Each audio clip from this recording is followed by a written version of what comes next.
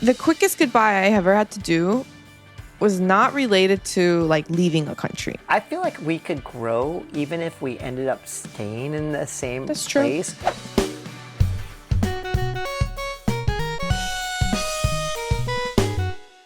Welcome, beautiful people, to the Lost and Local podcast. We're Adam, And Hannah.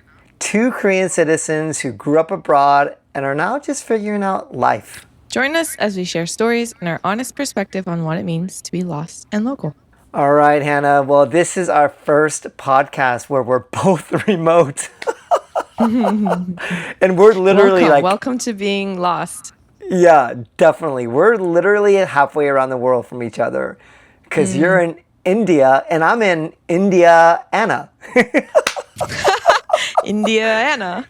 Yeah, seriously. Yeah. We're both, our locations are almost similar, at least in terms of the spelling. But anyways. But trying to find a time that worked for both of us was hard. Yeah, It was like night and day. What time is it over where you are? It's 7:30 a.m. And it was 9:30 my time when we met with each other. So 7 a.m. for Hannah, 9:30 for me. So it's going to be quite a challenge, but one I think we're up for. In the meantime, before we go into our podcast episode, we may do this little update. We might put it at the beginning. If it gets long, we'll put it at the end. But it's been a while. It's been a minute since we've last seen each other. Like maybe at least 2 weeks? Probably just 2 weeks. When you say that, it doesn't sound that long. But I feel like it's been a long time. Yeah, it does feel like it's been a long time. So, Hannah, ladies first, how's it going? It's better. That's good to say. All right. And it just follows the natural rhythm of the academic calendar, right? Like we turned in our progress reports. Now we kind of reset, so it's like at the beginning of a new term. It's not as hectic. I'm still looking for a church. I mean, I've only been here 3 months, but I've narrowed it down to like 2 places, and they each have their strengths. And so just like trying to figure out where I really belong that's been a long process. And so that adds to the feeling that I'm not fully settled just yet. But other things, like I have a routine. I'm getting along with my new cook and my new cleaner. Like we finished our month trial and we decided to just continue, and it worked out really well. So that's good. Except good. I thought I did a good job bargaining the pay, because like I asked for half of what the other expats pay. Okay. Yeah, and then I talked to a local, and she was like, "You're still paying twice as much as twice. You're paying twice as much as I'm paying." Oh, I understand. Yeah. Wow. So other expats are paying 3 to 4 times what a local is paying. I'm paying twice as much as what a local is paying. So I was just like, you know what? That's the local, like that's the expat tax. Like I'm willing to pay it. Oh, but that's a good attitude. Yeah, like, cause like, I can't live like a local. Like, locals don't give their house keys to these workers. Like, they're always at home when people come in to like cook and like do stuff in the house. And like, usually cooks aren't given the menu, like, or they're not given freedom to choose a menu. You tell them specifically what you want, how many portions.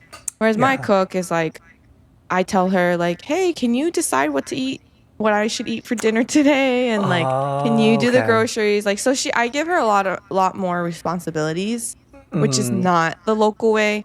So I can't be paying local rates. It's just, I thought I did a great job and I was so proud of myself. And I'm like, oh, I'm still overpaying. But it's okay. But yeah, I mean, because it is a challenge for her to overcome. So it makes sense that it would be nice to be paid a little bit more, since it's not something that she's normally used to. That's true. But yeah, I'm glad that the I guess the trial month worked out well. Yeah. We did have to edit her out in our last podcast. Yeah, she didn't really understand what I was doing. So she kept asking me questions and like being like, "Do you want this?" And Adam and I were like, "Yeah, can you not come into the frame?" It's all good. It's all good. I'm settling down. Yeah. Okay. Mm. Okay. So yeah, because I know that you were choosing a church more local to you rather than go out a distance. So that was something that I know you were looking at, Well, right? not necessarily. Like I'm okay commuting because like when I was in Oh, Korea, my commute that's was true. 50 minutes one way. Oh, yeah, yeah. So I that wasn't my like criteria. It was more like, are they open to like multiculturalism? Are they teaching the word correctly? And I just happened to be in a bougie neighborhood. So all the international churches are here. So one church is a Oh, 6-minute walking distance. The other one is a oh. 15-minute walking distance from my place. So both of them are very, very close, which I'm just very thankful for it. And Mm. other people are traveling like an hour, 45 minutes to Oh. get to these places. So Okay. yeah. And those are the two that you're kind of trying to determine that Yep. are Yep. okay. So that's good that they're close. Yeah, Yeah.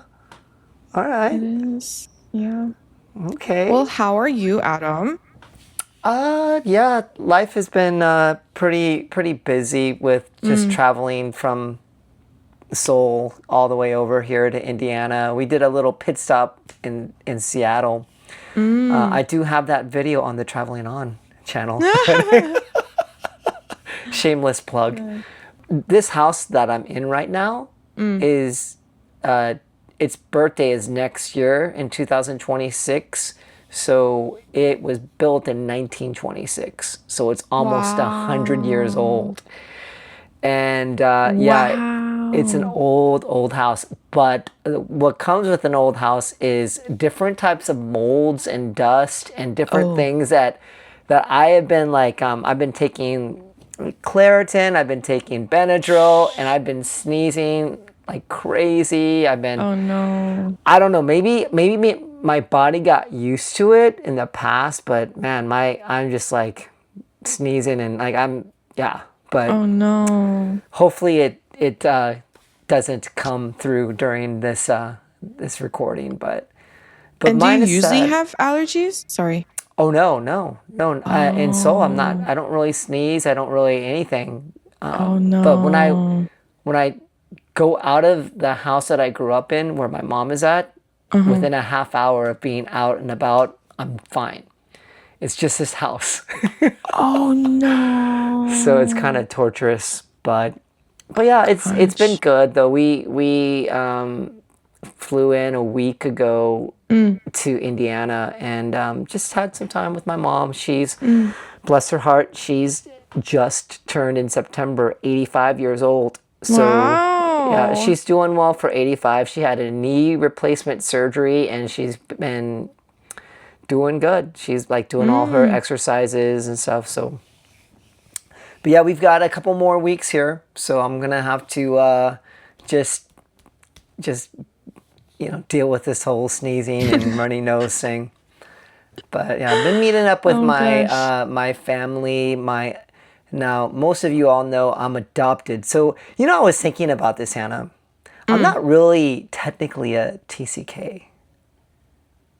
Why And not? the spirit of TCK might be in me, but I feel like third culture kid Mm. has to have parents that are of first generation from a different, but I don't have that. So I don't think Mm. as an adopted person, I don't know if I actually really am technically under the umbrella of TCK. But don't you still have your own culture? Like you knew you didn't fully belong. And so you did have to adapt and like take some things, create your own. In that way, I think you are still third culture. But in terms of like, did you navigate multiple cultures growing up? Maybe not, but there was still this struggle with belonging. Yeah.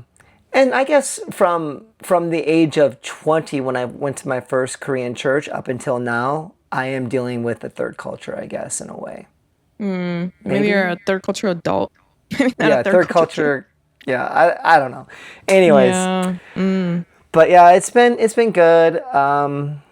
Trying to be a good son and brother, it's always a challenge. I think there's Yeah. always like this I don't know about you, and I know this is off topic, but I Mm. find that when I go back to being with my family, it's a Hmm. real struggle not to revert back to, I don't know, it's weird. It's like Original I al- dynamics. yeah, it's like Yeah. I have to be I have to make a really conscious effort not to like become maybe like the person I used to be in a way. I don't know. Mm-hmm. It's weird. It's weird, but yeah. So that's a little bit of a challenge. But I think as I've Yeah. gotten older, it's easier. But still, I find myself like I'm usually pretty patient in life. Mm-hmm. But I Yeah. find when I'm in my hometown dealing with Mm-hmm. my siblings and myself and my mother, I find myself lacking in patience more. Mm, And yeah. then I'm kicking myself in the rear end, like, what are you doing, Adam? Like, you're like reverting back to being a child again or something. Yeah. Yeah. No, I feel you. And it But doesn't help that I feel like parents also just always see you as like their kid. yeah. Even though you're a grown adult, they're just like, yeah, my when I first went back to Korea after a couple years, my dad was like, "Do you want me to show you where the subway stop is?" And I'm like, "No. I can find it on my own." Like and he's like, Oh, do you know Kakao Maps?" And I'm like, "Yeah, I know it better than you do." There's also that influence. Like I'm sure yeah. your older siblings are trying to treat you like their baby brother. Yeah. It was Yeah. worse when I was in my 20s and 30s, but now in Mm. my like mid 40s to 50s, they realize that now I'm an adult. Now, But yeah. only after you hit your Yeah. 40s. But yeah, anyways, Mm. yeah, so it's tiring. I don't think I have jet lag, but I think I just have being in my old surroundings lag. Mm. Wait, But question for you. Did you have any issues going through immigration? oh, no, we didn't have any, but then again, we're both flying into the States as a United States citizen. Oh yeah, but even as a US citizen, you didn't face any scrutiny or like they ask you to look at your social media, like none of that. Well, another thing that we have that unfortunately I'm not the greatest person to ask as a baseline because we both have an additional feature that it's called global entry. Oh And yeah, so yeah. you sign up for it, you get like FBI checks, you go into like some like federal building, they do all the fingerprints, and then basically Um, it allows you basically to, it's like a fast pass lane in like an amusement yeah, park. yeah. And so all you do is walk up to this camera, it scans your face, that's going That's through it. immigration. Wow. But Okay. if we had to go through the normal procedure of Uh-huh. explaining, like giving the address of where we're going, doing all that Yeah, stuff, then unfortunately I'm not the greatest example for that. So I we see. kind of we kind of had the benefit of not having to worry about that. Yeah, no, that's Yeah. huge. I heard these horror stories of like US citizens being like racially profiled and being like scrutinized or harassed at during like in those immigration things. And I was wondering like did you have to Yeah. face that? But maybe like going through Seattle made it a little smoother. It would be Yeah, different if you yeah, went because through Seattle, Texas. yeah, I mean it is a West Coast city, so Yeah. there's a little bit more. Yeah, but yeah, that is a good question. We fortunately did not have to worry about that, Mm, but that's good. I'm glad. yeah, yeah. We do have my mother-in-law coming into the States. She's a Korean citizen. So after this, when this podcast is shown, we'll already have known, but we are concerned for her. Oh no. So yeah, Yeah, keep us posted. yeah, for sure. Hopefully there won't be anything. Okay. Okay, so icebreaker. Think of Mm. the quickest goodbye you've ever had to do and what happened. The quickest goodbye I ever had to do was not related to like leaving a country, even though our topic is like leaving and staying. Because when you move countries, like it's a pretty big thing, and so people like want to take you out to dinner like a month or 2 months in advance, and so you're just like Oh, constantly saying goodbye, and like okay. then your good friends want to like drop you off at the airport. So like whenever I move countries, those were like well planned, and I got sufficient sort of Oh. time with them. But for me, the first thing I think of is at retreats where like the night before Oh. you're like pouring your heart out and you're like crying Okay. and like you're so close and you're just kind of like, oh, like we're gonna be like best friends for life. And then the next day when all the parents come, like you don't even get to say goodbye. Like they just disappear. Or you're like, let's gather for a group photo and like three people are gone already. So that's what I think of when I think of quick goodbyes, Oh, hasty goodbyes. yeah, that's a good example. Okay. Yeah. Okay. And I've Nice. been to a couple retreats that were not church related. So there's something called Costa in the States for like Korean Americans, and that's where like Korean Americans gather like Korean American teens gather during Thanksgiving break, and you get to meet people from like random places in the States. Oh. And so it's like, wow, this connection is so powerful. Like you're experiencing the same things I'm experiencing. And then the next day you're like, bye. I don't even know your email address. Oh, You're gone. yeah. Yeah. That's a good That's me. example. Mm. What about you? Well, I was like really thinking about this and couldn't think of anything. But since Mm. you shared something, I have thought a couple things, but I was going down a more morbid road. Oh. So I am back in my hometown not hometown, but the town that I grew up in when I was adopted at the age of Mm-hmm. 3. So unfortunately, this town gives me a lot of some sad memories because I have lost 3 close people, all from Mm. suicides, from guns. And so, yeah, so being back here is a little bit tough for me because in Yeah. 2018, when I moved to Korea, I came back to Indiana to say bye to my family, drop some things off, and I got to meet up with my childhood bestie, my twin Mm. or whatever, right? And Mm. his son was actually serving in the U.S. Army in Korea at the time. So Wow. we were talking about, hey, we're gonna meet up. He's gonna fly, visit his son, and visit me in Mm. 2019. Everything was gonna be great. It's gonna be really Mm-hmm. exciting. I was making efforts to learn Korean at the time, and all of a sudden, we said a quick goodbye in 2018 that before Mm. I headed out, and then in 2019, April 15th, I get the horrible news that he's no longer with us. So it was a Oh, quick goodbye, I guess, in a sense. I'm I sorry. That was a see. really morbid story, but I was just saying, No, I'm this thinking is of that real. because I'm in my hometown. I'm in the place Yeah, yeah.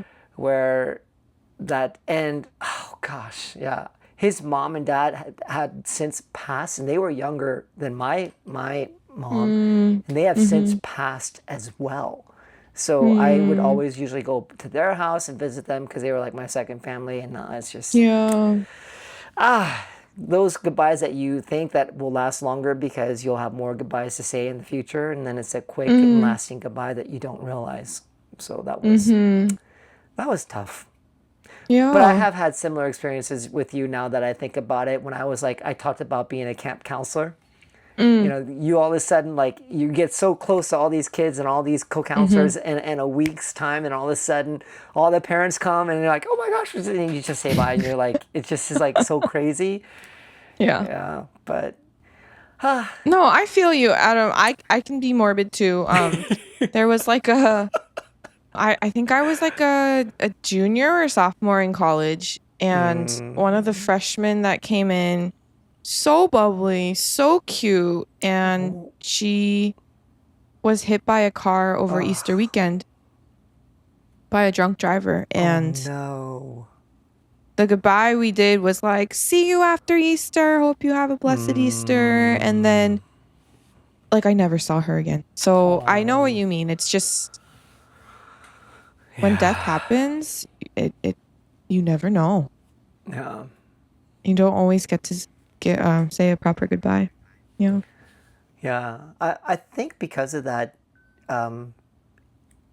whether we leave or we stay in life, I think because I've experienced some deaths in my life, I Mm, really try to make an effort to be present and appreciate the period of time that we have with each other.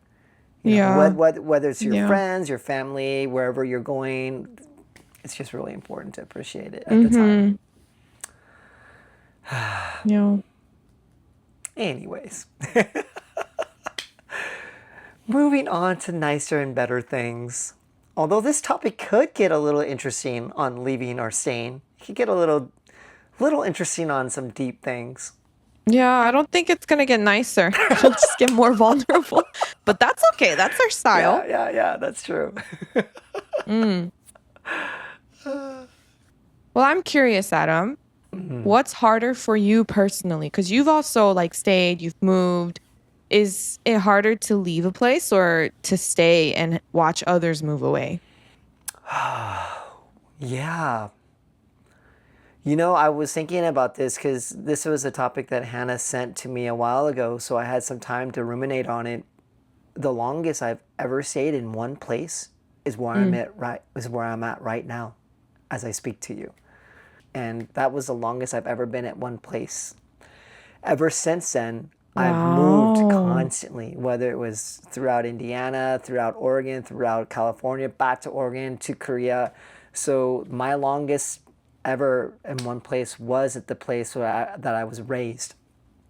Wow. So considering all of that, I would say the Mm. hardest for me is staying versus leaving. Yeah. Mm. I guess in the sense of staying in my earlier life, it was really hard to stay here because it was not a place that I wanted to. It was not a place that I could resonate with. I didn't feel like Yeah. I belonged, etc. So it was really hard to stay. But I really didn't have much of a choice. I had to stay because Mm. this is where my family was. This is where I had to finish out my schooling. But in hindsight, when I think about it, I've always usually been the one that ended up leaving.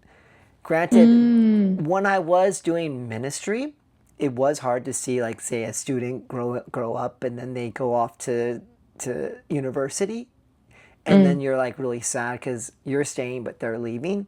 So Yeah. that is tough. I think staying on the flip side of either staying where you don't want to be or staying and seeing people leave, staying is the Mm-hmm. hardest.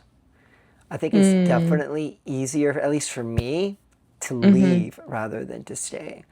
And maybe I Mm. feel like maybe that's like an inherently selfish thing in a way. Mm. Yeah. But because I've been such a sojourner in life, it's I don't really have much of an example of staying versus leaving. But Mm. I'm sensing that maybe it could be similar with you because you've moved so much yourself. So Yeah. so that's my answer. But Mm. how about you, Hannah? Wow. Wait, Adam, I didn't realize you've never lived somewhere for longer than 15 years. I feel like that's a long time though, right? Like, No, I don't think you've ever lived in one place for 15 years, have you? I know, but because I'm still 32. Oh. So, yeah, so but I mean that makes sense, right? Like Yeah. when you start the sojourner life, Mm. moving to a new place is not as intimidating as opposed to if someone like lived in one place for 30 years. Leaving Mm. is much scarier. But anyway, for me, I think I'm very similar. Mm. The longest place I stayed was 13 years, and that was Oh. Massachusetts. Wow. Okay. Yeah, and it was really difficult to be the one who was left behind. Oh Yeah. yeah. Basically, that's how I felt. So after college, I was only friends with like international students, and they all Mm. went to different states for grad school, or they all would like eventually return to their hometowns because their visas didn't work out. And so every year it was just like goodbye, goodbye, goodbye. And Oh. I would inherit all of their stuff. So, like, Oh. someone has a laundry drying rack. I would inherit that. Oh. Someone had all these nice plates. I Yeah. would inherit that. And at first I was like, this is so amazing. But you live with the remnants of all those memories, Okay. right? You're like, Okay. oh, I remember when we did this together with like Mm. whatever. Oh, I remember going to this location together and like we had a picnic. That was so fun. And I'm like reminiscing and just like kind of being Mm. melancholy. And I would reach out to my friend and they'd be like, oh, sorry, I can't like talk right now. I'm busy doing this. Like they're busy adjusting to their new environment. So Oh. they're occupied, they're moving on. And I just feel really stuck. So, Mm. and I think that's happened. Like when you talked about how it's a little selfish, I agree. I think it's a little selfish, but when you move to a new country or a new place, you do have to adjust, right? It's just survival. And so you become busy, you are occupied with just settling down, meeting new people, finding a new community. So you don't really have the Mm. bandwidth to be reminiscing with your friends back at home. Or even if you do, maybe that's like once a month or like Yeah, not that's very true. infrequent. Mm. Yeah, so that's what was hard for me. It was almost like a breakup. Like I'd be Mm. listening to like these That's a good songs we point. used to sing. Yeah, yeah. And then I'd be like, "Do you remember this song?" And they're like, "No." And then just they're going on with their life or their Instagram pictures have all these new friends and you just feel replaced and yeah. Oh, wow. Interesting. Mm, Okay. Yeah. I mean, being in Boston for 13 years and Boston being such a place that people kind of go in and out because of all the yeah. universities, that makes sense. Because that's actually, for you, I feel like that's an accomplishment to be somewhere that long in a way. I know. And I think I really needed that. Oh. I really needed to feel grounded and Mm. to feel like there was some consistency in my life Mm. because growing up, I didn't have a say in moving, right? I didn't have a say in moving to the States when I was 9 months old. I didn't have a say when I was in third grade moving to China. I had a little bit of a say in going to boarding school in Korea, but even then it was because there were no other schools. Like I didn't have other options. Mm. But for Boston, it was an active choice to stay. And like, even though the visa process was really, really tough, Mm. I chose to engage in that because I found stability more important than these other Mm. things. So in hindsight, I'm really thankful. I'm really Oh. thankful for those 13 years. But objectively, I think it is harder to be left behind. Mm. Yeah, yeah. Yeah, that's true. I think Mm, that's I think for us who are sojourners, mm, it is easier to leave. Not yeah. necessarily more selfish because sometimes that just happens in life, but Mm.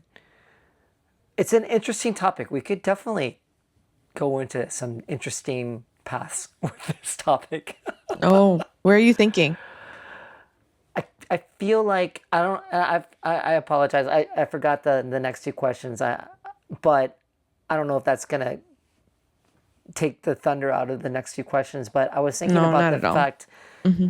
that like when you meet people, people Hmm. who have maybe lived in a couple different regions of the world or a couple different regions of the country of if you're from the States, you tend to not this isn't a blanket statement, but you tend to Mm-hmm. see that they tend to be more well-rounded, right? Because they've Mm. experienced maybe a different region of the country. They've experienced a Yeah. different culture. So they have a little bit more perspective other Mm-hmm. than when someone just stays in the same place the Yeah. whole time. But Mm-hmm. yet at the same time, I feel like if you stayed in the same place your whole life, it's almost like a sacrifice in some ways. Maybe Mm. maybe you were one of those people that wanted to leave, but because of family Mm. obligations, a job situation.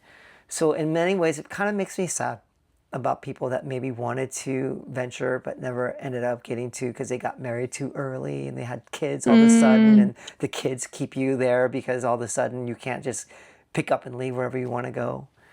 Yeah. Yeah, Mm. but just thinking, I was just thinking out loud. Mm. Yeah.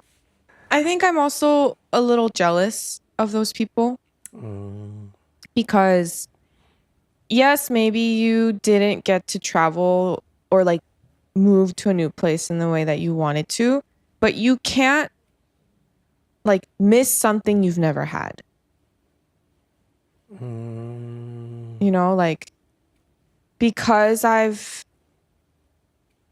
what am I trying to say?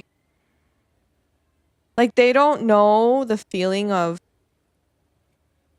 like finding belonging because they've always belonged. So they'll never miss Oh, okay. that sort of thing. You can't crave something that you've never had. You could fantasize about it and you could be like, "Oh, my life could have been this way." But for us, I think we've known like really tight communities that have fallen apart. So we're always or okay, I'll use I statements. I'm always craving like that moment and I know I can never get it back. Okay. And that's what kind of grieves me sometimes. But it also tells me that if I made it once in one community, I can replicate it in another, but it just will never be the same. Whereas I know some people who like they have done bingo with their neighbors in their town for the past 45 years. And no one has left and no one will join. And it's Sure. just very stable, very standard. And like they don't know life beyond that. So sometimes I am jealous. I am jealous of people who never moved and who don't know a life other than what they've experienced. But the grass is always greener, right? They're probably like, wow, it's so cool that she lived in like 4 different countries. And I'm sitting here being like, oh, it must be so cool to be born and raised in the same house. Those are really good points. Yeah. Mm, Because I feel like if you're like a fish, if you're like a big fish in a small pond, it's hmm kind of cool to be in that pond, Wait, right? what? Did that make sense? Did that not make sense? I feel like okay, so if you stay in Uh-huh. the same place your whole life, it must be a hmm comfort to you, That's true. Very right? true. So hmm if you're the majority or you're a bigger fish, you have stature, you have Oh, reputation, it's easier to stay in one place. I see Versus what you're if you're saying. kind of a more ostracized, more like Mm, small fish hmm in a pond that doesn't really resonate with you, your desire to want to leave is probably bigger mm, than if you were already kind of influential in that mm. pond. Yeah, Yeah, interesting. definitely. But I tend to think that regardless of whether you stay, maybe it would be good to take sabbaticals in life and at least Mm, live 6 months in a different place. You're always going to be rooted in said place, mm, but at least just for your own perspective and health, just to get out and just experience something for a few months that is mm, that isn't a tourist, but literally try to be a local for a period of time. Yeah, Even for a if you short amount of already, time. yeah, even if you're already just gonna always have your residence at Mm-hmm. said location, but Mm-hmm. but not everyone always has the luxury of doing that. So that's kind of like a Mm. kind of a naive statement, I feel like. But Yeah. I mean, but it would be nice yeah, if people had the opportunities to do that. yeah. Okay. Another question for you, Adam. Mm. I'm thinking of this because every time I meet someone in India and I tell them like, "Oh, I moved here," their second question is alone or with a partner. And Oh, to them, they're just like, "I can't believe you moved to India alone." Like, oh. because this is such a hard move. It's so family oriented. Like, you're so brave. Like, it must be so hard as a single person to like Mm. completely uproot and relocate. And you've done some uprooting in your singleness and with your wife. So do Mm. you feel like it is easier if you have a partner, or is it actually harder because you can't control how your partner feels about this move? Or affects their livelihood, or like, there's other factors you have to think about outside of yourself. Yeah, well, before I answer that question, I definitely concur. You are very brave. No. No, I don't think so. I don't think so. It's all relative. But yeah, I think that it was easier to be a sojourner when I was single because it only affected Mm, me. So I didn't have yeah. to think about the ramifications of how would my spouse acclimate, how would she do it. Fortunately for me, she tends to be a homebody in the sense that she can acclimate to any region and Mm. just be fine being there. But if we pick up and move, she'll acclimate and be fine being there. So I'm fortunate that she's a little bit more spongeable than I am. Yeah. But It's very flexible. yeah, uh, obviously, if I married someone that was not that way, I would Mm, have to make some major sacrifices in my life. yeah. But I mean, we'll talk about this at some point, but I have been such a sojourner and enjoyed the different phases of life, even though I didn't always choose it. Like I thought I was going to Mm, be in California doing ministry for the rest of my life, and that didn't happen. mm. But I have found my forever home until heaven. Yeah. Like Which is forever Korea? home as in Korea. Yeah. Oh, I've wow. even though I have the traveling on moniker, and even though I do like traveling, I don't think I could ever find a country that I would ever want to move out of. I mean, yeah, I would. I find like my home is in Korea, but I'm on the latter Oh, stage of Korea my is life. like your home base. Yeah, I'm on the latter stage, so it's all downhill from here. So I'm not like What? Adam, I'm not like it's climbing only the beginning. I'm not like climbing the ladder of success or Oh, I see. I reputation. see. I'm not I like see. working like now I'm like almost like coasting down the hill. I don't have to pedal as much. And I'm Mm, like, I like for the first time in my life, I mm-hmm. don't think about, oh, what would it be like if I lived in a different country or in a different area? Oh, I see. Yeah. But how about you, Hannah? What do you think for yourself? I mean, obviously, other than traveling with your parents moving, it's been pretty much just you. Yeah.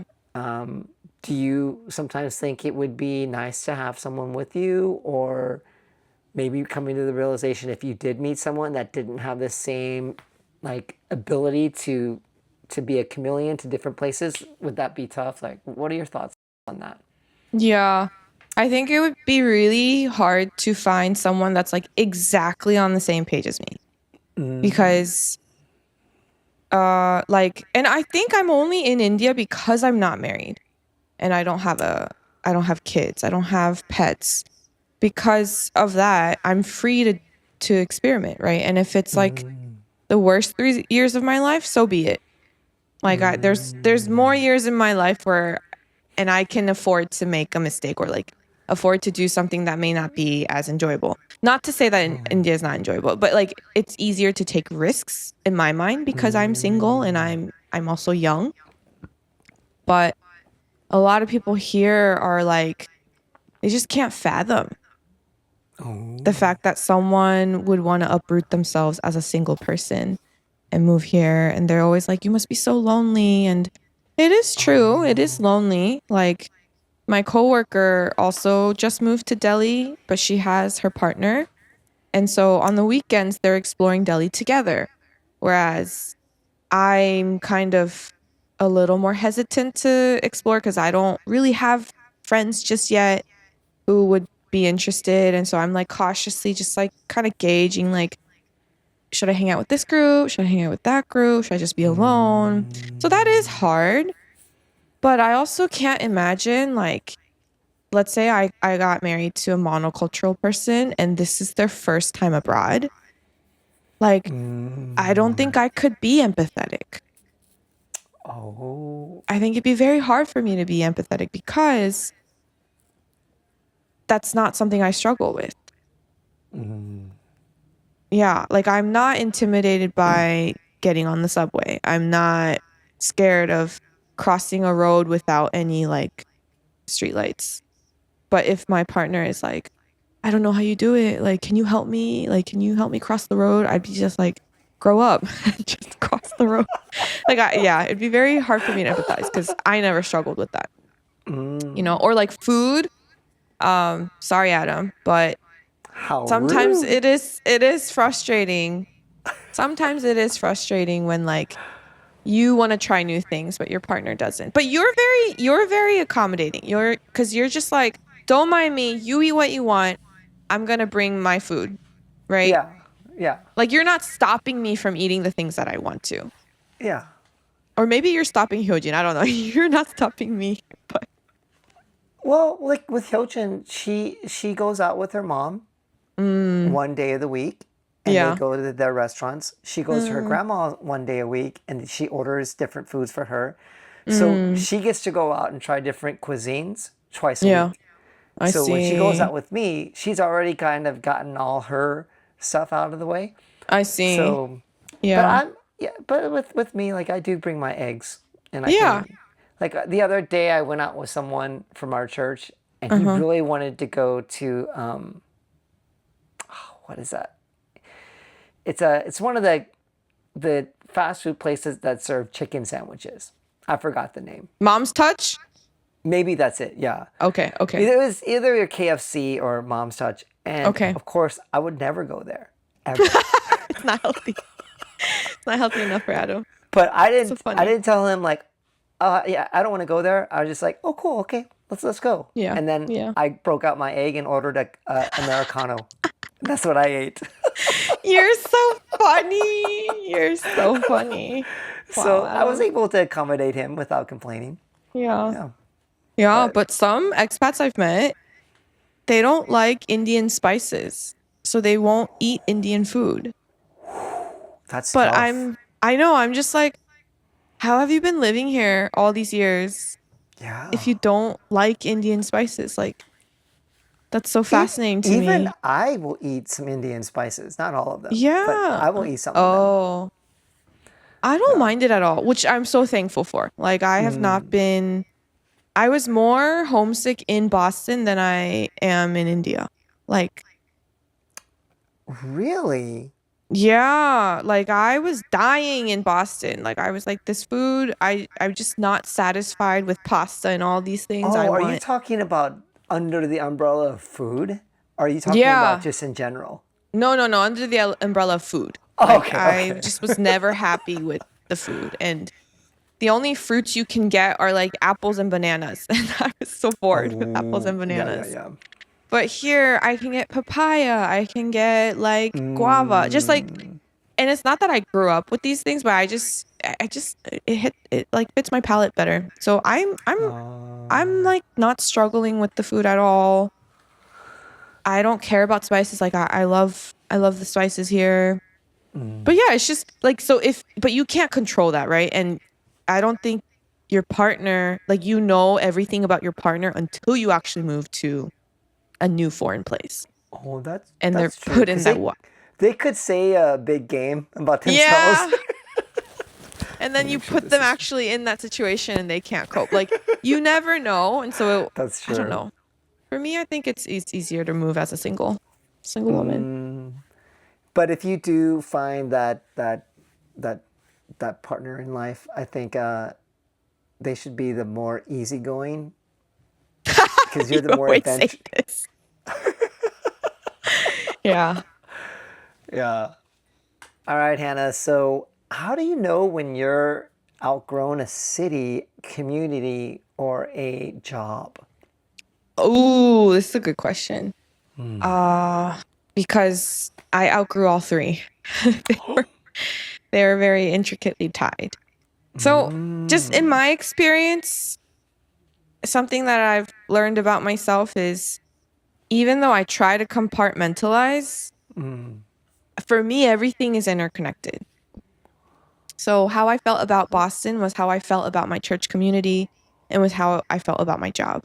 And Oh, like, I was burnt out in all three areas. And really? yeah, it wasn't just one area, but it was all interconnected. And when I had a breakthrough at work, I had a breakthrough in my church community. I had a breakthrough in how I felt about Boston. They just were constantly like intertwined and intermingling. So I finally had to acknowledge that I had outgrown this place. So I was just context. I had been living in Boston for, I want to say like 8, 9 years, specifically in Boston, because I was in Massachusetts for 13 years, but specifically in Boston for 9 years. And I was at my church community for all 13, That's impressive. 12 or 13 years. Yeah, because I joined pretty much in college, middle of college, and then I stayed. And then my job, I had been there for 6 years. So I had been in these places for like extended periods of time. People had come and gone, and I had stayed there. And I started getting sick like constantly. And I have a really good immune system. And so I was just like, why am I getting sick? Like, why am I getting a cold again? I just got over a cold. Why am I getting this ear infection? I've never had ear infections in my entire life. And so, like, these things just started stacking up. And some days I would be just so emotionally, like, and mentally drained. I would have to take a mental health day. And when I started, like, just taking a look at myself and being like, why? What's going on? And I did a little bit of research. Apparently, for a lot of Asian Americans, we don't feel our stress until our bodies start breaking down. Like we're Oh, not cognizant of these things. Yeah, there's actually like studies about this. And like when you finally break down, like when you finally get cancer, or like when you finally like your disc ruptures, that's when you realize you've been holding on to all of this weight and stress. And it kind of makes you reset. And I think that's kind of what happened to me too. Like I had outgrown the mask that I wore. I was oh, like, because I'm not Asian American, but that's the only role people want me to play. They don't understand what a TCK is. There weren't any other TCKs there too. So I just assumed this mask, and it just went to the point where it was harming me instead of helping me navigate and acclimate. And so it manifested itself through being sick. And that's when I was like, I need to leave. Yeah. wow. But there, I think there were other things that we've talked about in the past with the whole process of trying to get your green card and all the hurdles that came each through through your life that was more difficult and kind of like signs that maybe it was best to move on as well. But that probably all culminated together. Yeah. And to be honest, if I really wanted to get the green card, I think I could have. It was just committing to the same routines for another 10 years. And that Oh, that wait, broke me. when would that 10 years have been? Because if it's now, it might have been more difficult. No, no, no. As in like when I left, which was 2024. So Oh, 10 years from 2024. oh, okay. Wow. Yeah. So it would have been all of my 20s, all of my 30s to just get a green card. Yeah. Okay. So I could have. There was nothing stopping me. My school was more than happy to sponsor me. Like my job was paying the bills. I was living comfortably. So if I really, really wanted to, I could have, but I just came to the realization that I couldn't do it for 10 more years. Yeah. Wow. So when we met you in that summer in Korea, that was Hmm. pretty fresh. You were going Yeah. through. Wow. Okay. That was really fresh. And you had your straight hair back in the day. Ah, yeah. I remember that. Ah, I'm thinking of going back to straight. Is that your same perm? Yeah, How is it staying like that for that because I use long? product. Oh, so your hair is naturally straight? My hair is naturally wavy. Oh, so you Yeah. actually have to have a perm to make it straight? No, no, no, no. So I need a perm to make it not like go in weird directions. Oh. Oh, so it's like okay, but it's not okay. I get it. I get it. Okay. Yeah. So even when my hair is straight, it's not really straight. It's like Maybe that's wavy. why your perm is still kind of there in a sense, Yeah, maybe a little yeah, I bit. think so. Yeah. Yeah. Okay. Because Hyojin, my wife got a perm recently, and she really likes it, but Uh, her hair will eventually go listen. straight again. Yeah. Yeah.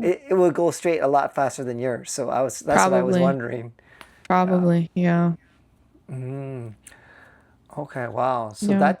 So you came to that realization, but it took a while for you to come to that realization. Oh yeah, it took me a Like you while. said, like it all of a sudden just hit you Yeah. that It you it needed was to the tipping leave. point, right? Like slowly escalating and then it finally boiled over and I was like, nope, it's not worth it. Yeah. So in hindsight, now that Mm. you're now two countries since then. Like, Yeah. is there ever for you like maybe I made the wrong choice, or is there any type Oh, of all the remorse? time. Oh, really? All the time. Yeah. Oh. Like when I went into that ed tech company for 2 months and I quit because it just didn't align with my values.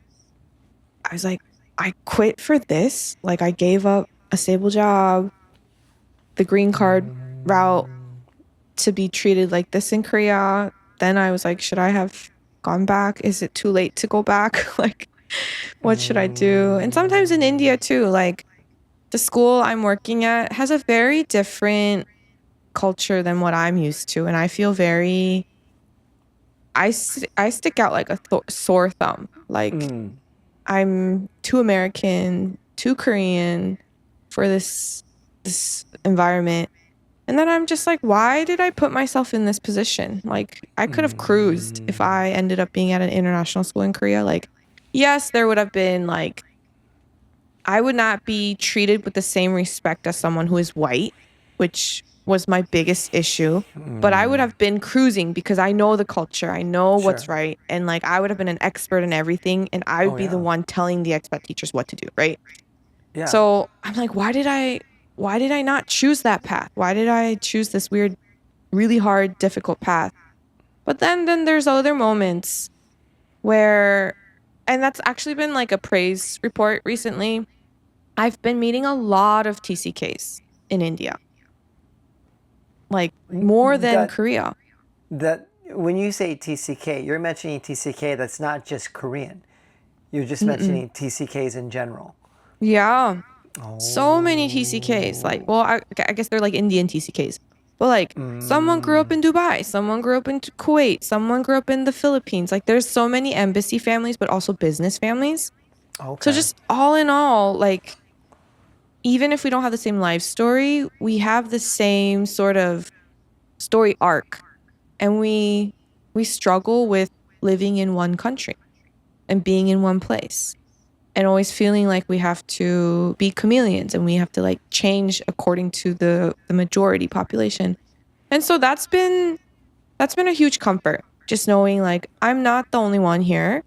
And in a lot of ways, I I am that adult that I was looking for when I was a kid. Because most of my coworkers are monocultural. They just grew up in America or the UK or India, and they have not like grown up going to international schools, doing IB. And so in a lot of ways, they can't really fully empathize with our students, but like I can. Like I remember how Yeah. annoying IB was. Like I Yeah. remember how frustrating it was that my parents didn't understand certain things about my schooling, even though they were highly educated and they couldn't help me. And I had to sort of navigate these things on my own. I like remember all those things. And so in that way, I'm like, oh, there is a purpose in being in India that only I can fulfill and that I Yeah. could have never fulfilled in Boston. And so, yeah, Yeah. sometimes you win some, sometimes you lose some. Yeah. And I think I've mentioned that to you before. Like you, Mm. unlike a lot of teachers that just are monocultural, you always have these nice sayings to everything, but like the monocultural people, when they come to teach in an international school, you provide something that they don't. That you Yeah. can empathize, you can understand, you can navigate that so much better than they could. So Yeah. Hmm. so in that sense, you are in the right place. It just would have been better if you were at an international school in Korea. Maybe one day they'll be less discriminatory and I'll feel comfortable going back. Hey, you could be the pioneer though. You could be the trailblazer to make it less discriminatory. You're young enough. You've got the energy, girl. You got the spunk. No, I don't think No? Korea is ready for that. Because But I talk to so many people. I talk to assistant principals. I talk to like department heads who had tried and they just got pushed out. but that's every movement someone tries. And then Yeah, but eventually, yeah, maybe if God calls me. For now, yeah. he didn't open any doors, Adam. I applied to like 4 schools and none of them wanted me.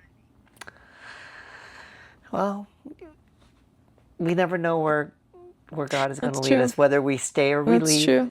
as our That's true. topic is. So Yeah. interesting. Yeah. Okay. But I'll turn the question to you. When did you know you outgrew a city? Or did you ever feel like you outgrew a city? I definitely outgrew the city that I'm currently sitting in right now. See, your For body's sure. telling you, Adam. I know my body's The rejected it. allergies. It's like, get Yeah. me out of here. But yeah, honestly, if it wasn't for my family, I'd never come back here. Mm, Ever. yeah. But yeah, Mm, Hyojin and I were just walking around my city. We were trying mm-hmm. to get a walk count because you just don't get walk counts in America. Mm. So, and we were walking and we came to a spot where I just stopped and I said, oh my gosh, this is like a time capsule. Oh. That the whole area that I was looking at looked exactly like the buildings, and then the scenery of the city looked exactly like it did 50 years ago. Oh gosh. I'm It like, hasn't oh my changed. gosh. Just like, Wow. I feel like I've just like walked into, yeah. But anyways, yeah, I mean, Wow. I definitely outgrew the city that I'm currently in, but Mm, I feel like, sure, I mean, there are points that I do get restless, I guess, because mm, I do like the adventure, at least my younger self liked the adventure. But mm, I can honestly say that everywhere I've been, even though I've moved so much, everywhere I've been, I thought up until like the last minute that I was going to be there, for the duration. mm, So whether I was in Oregon, even when I was in Indiana, I found my first Korean church, and I made a promise to God that I was going to go to Bible college, and I knew that was going to mm, be in the West Coast, but I got so comfortable in my Korean church in mm, Indianapolis that I was like, oh, this is comfortable. I've met my friends, my first Korean friends that are my age. This is great. And then I kept on remembering, oh my gosh, I made a promise to God. So mm. it was hard to leave them. it was hard to leave. And then in Oregon, it was hard to go to never in my mind, in my dreams, did I think I'd ever move to California. And then Wow. when I was in California, I thought I was going to stay and be at that particular church for the rest of my life, and that didn't happen. And we still owned a house in Oregon, so I'm like, I guess we'll go back to Oregon because of the financial situation and everything. And then Korea was just a surprise too. Mm. When I moved back to Oregon, I started working at a bank, and I thought I'll probably be here for the rest of my life. And so now here I am sitting in Korea thinking I'll be here for the rest of my life, and I hope to the Lord that He does not change my path. Please, I'm too old now. I am way too old to do this again. But Wow. even though I like adventure, I think I do like staying. Maybe that's Yeah. weird. Hmm. But in hindsight, when I look back at all those moves, I grew from all of them. Of course. Yeah. Of course. Especially the move from Oregon to California. Mm. I really grew as a Mm. person. Yeah. I mean, obviously, I grew a lot from Indiana to Oregon, but that's to be expected because you're in university. But my I was in California from my 30s to 40s, my Mm. my mid 30s to 41, 42 or whatever. Mm. And that's when Mm-hmm. I really grew. Maybe everyone grows at that age anyway, but No. I really made my biggest maturation in so many ways in California. Maybe Wait, that's just a Adam. coincidence. No, I think that's so cool because most people don't change after their 20s. Oh, really? Yeah. No. No, yeah. Because your brain stops Oh like yeah, your changing cortex. significantly after 25. You know what you like, you're kind of comfortable with these things, and you usually just stay put. Oh, That's what happens interesting. to the majority of the population. Not everyone, but Oh, yeah. huh, I didn't So really that's really think about cool. that. Yeah, that's really impressive. Are you like an anthropology minor or something? But I am very fascinated by these things because Oh. especially now as like an adult moving to a new country and new culture, even as a TCK, it's so hard. And the things that I thought I was very open-minded and I'm like, oh, actually I'm not. Like I'm not as flexible as I thought I Oh. was. So I Yeah. just can't imagine doing this when I'm 40. But that's what you did Oh. and that's what a lot of the expats I meet are doing. They're moving, they like this is their fifth country already and I'm just like Oh. that's so brave. Mm. I think with the idea of you could I feel like we could grow even if we ended up staying in the same That's true. place, but and so I don't want to make a blanket statement like that is discrediting people who stayed in their same place. Yeah, yeah. But I think the reason my biggest maturation growth in California was there is because in Oregon, you're like a medium size or not large fish, but you're like a medium sized fish in a really big pond. Mm, Oh, no, sorry. A medium sized fish in a small pond. I see. But then when you go to California, you're a small fish in a gargantuan pond. And Yeah, if you're yeah, going to, yeah. it's a sink or swim situation.